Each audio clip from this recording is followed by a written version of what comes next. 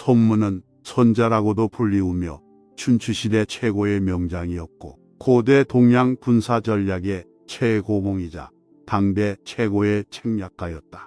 손자 병법은 병서이지만 인간관계나 사회생활에 비유하면 아주 유용하다. 적을 알고 나를 알면 100번 싸워도 두렵지 않다. 나를 알지만 적을 모른다면 승리를 거둘 때마다 패배도 겪게 될 것입니다. 적도 모르고 나를 모르면 모든 싸움에서 패한다. 최고의 탁월함은 싸우지 않고 적의 저항을 무너뜨리는 것이다. 혼란 속에 기회도 있다.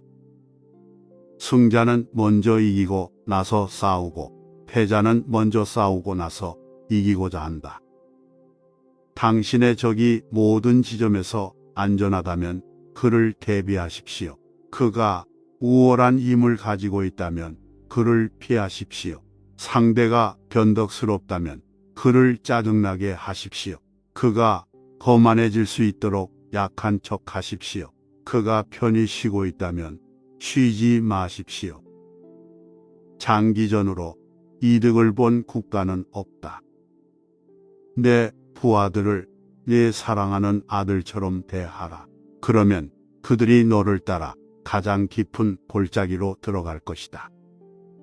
기회는 잡을수록 배가 된다. 싸우려는 자는 먼저 비용을 계산해야 한다. 자신을 알면 모든 전투에서 승리할 것입니다. 모든 비밀은 적을 혼란시켜 그가 우리의 진정한 의도를 헤아리지 못하게 하는 데 있습니다. 신중하지 않은 적을 기다리는 자는 승리한다. 마음이 원하면 육체는 많은 일 없이도 계속될 수 있습니다. 따라가서는 안 되는 길이 있고 공격해서는 안 되는 군대가 있고 포위되어서는 안 되는 도시가 있고 다투지 말아야 하는 진지가 있고 복종해서는 안 되는 군주의 명령이 있다. 그가 준비되지 않은 곳에서 그를 공격하고 예상하지 못한 곳에 나타나십시오. 적군이 당신을 공격해도 얻는 것이 거의 없을 것이라고 확신시키십시오. 이것은 그의 열정을 감소시킬 것입니다. 싸울 때와 싸우지 않을 때를 아는 자가 이길 것이다.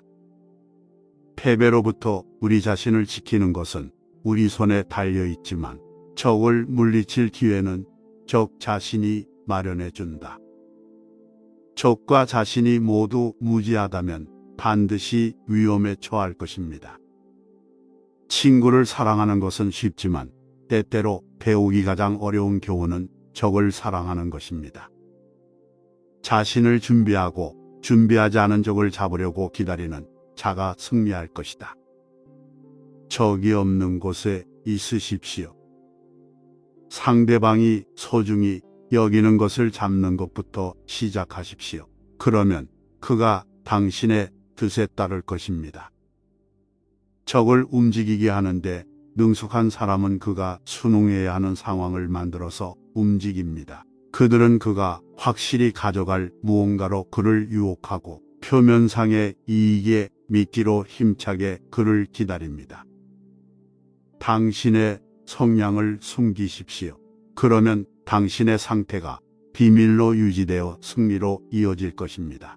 당신의 성향을 나타내면 당신의 능력이 노출되어 패배로 이어질 것입니다. 상대의 계획을 알기 전에는 동맹을 맺을 수 없습니다. 승리하는 사람은 감정이 없고 내성적이며 침착하고 냉정한 전사이지 복수를 추구하는 성급한 사람이나 재산을 쫓는 야심찬 사람이 아닙니다. 대군을 통제하는 것은 소수를 통제하는 것과 같은 원칙이다. 단지 그들의 숫자를 나누는 문제일 뿐이다. 전멸로 그들과 맞서십시오. 그러면 그들은 살아남을 것입니다.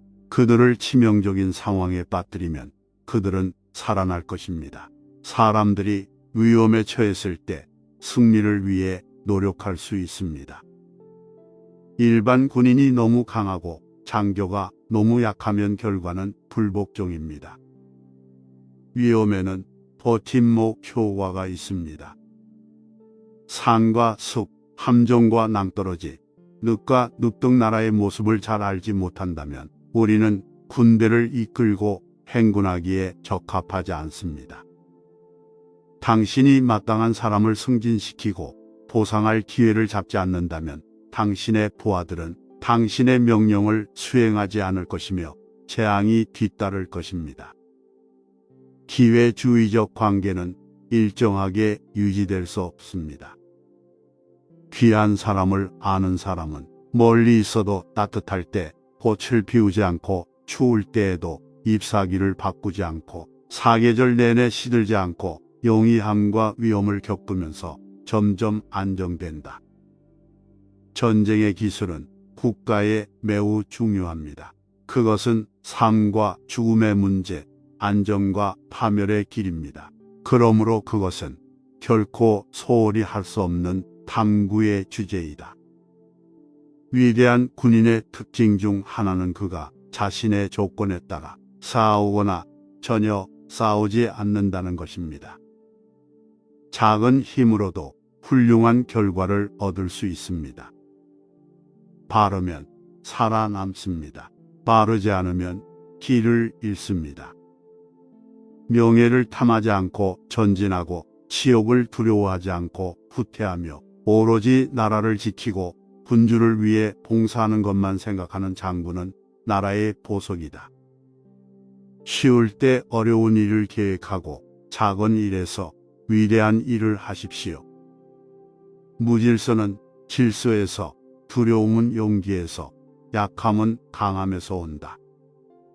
그가 사방에 지원군을 보내면 그는 어디에서나 약해질 것입니다. 물은 흐르는 땅의 성질에 따라 그 진로를 형성합니다. 군인은 자신이 대면하고 있는 적과 관련하여 자신의 승리를 만들어 갑니다. 적을 물리칠 기회는 적 자신이 제공한다. 명령이 명확하지 않고 완전히 이해되지 않으면 장군이 책임을 져야 합니다. 그러나 명령이 분명한데도 불구하고 군인들이 불복종한다면 그것은 장교들의 잘못입니다. 전쟁의 폐해를 모르는 사람은 전쟁의 이익을 인식할 수 없다. 명예를 구하지 않고 전진하는 자, 비난을 피하지 않고 후퇴하는 자, 백성을 보호하고 군주를 섬기는 것이 하나의 목적인 사람은 천하의 보배다. 군대에게 닥친 최악의 재난은 망설임에서 생긴다. 많이 계산하면 승리하고 적게 계산하면 패배한다. 공격할 수 없는 위치만 지키면 수비의 안전을 확보할 수 있다. 유리한 위치에 있든 불리한 위치에 있든 항상 그 반대의 상태가 마음에 있어야 합니다. 모든 부분을 강화함으로써 그는 모든 부분을 약화시킨다. 누구든지 현장에 먼저 나가 적의 공격을 기다리는 사람은 싸울 준비가 되어 있을 것입니다. 현장에서 두 번째로 서둘러 전투에 나가야 하는 사람은 기진맥진하게 도착할 것입니다. 내가 정복하는 전술은 모든 사람이 볼 수 있지만 승리가 전개되는 전략은 아무도 볼 수 없다. 어떤 통치자도 자신의 비장함을 만족시키기 위해 군대를 현장에 배치해서는 안 됩니다. 어떤 장군도 단순히 화가 나서 전투를 벌여서는 안 됩니다. 적을 유인하기 위해 미끼를 내밀어라. 무질서한 척하고 짓밟아라. 지혜로운 사람은 공덕을 쌓기를 좋아하고 용사는 용기를 내어 행동하기를 좋아하며 탐욕스러운 사람은 재빨리 이기기를 좋아하고 어리석은 사람은 죽음을 두려워하지 않는다. 실제 전쟁 기술에서 가장 좋은 것은 적의 나라를 온전하고 온전하게 점령하는 것입니다. 그것을 부수고 파괴하는 것은 그리 좋지 않습니다.